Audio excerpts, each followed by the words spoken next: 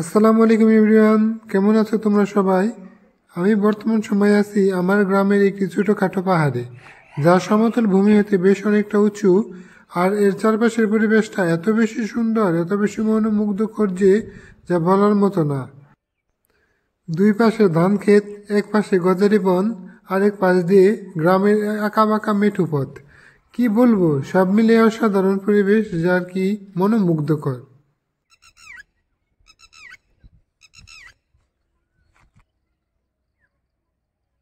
রৌদ্র উজ্জ্বল দিনে, পড়ন্ত বিকেলে তুমি এইরকম জায়গা দিয়ে ঘোরাফেরা করতেছ, তার মধ্যে তুমি সমতল ভূমি হতে 1-1.5 ফিট উপরে আছো।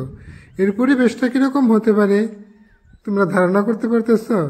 এক কথায় অসাধারণ মনোমুগ্ধকর পরিবেশ। আমার কাছে তো অনেক অসাধারণ লেগেছে এই পরিবেশটা। তোমাদের কাছে কেমন লাগলো তোমরা কমেন্ট করে জানাও।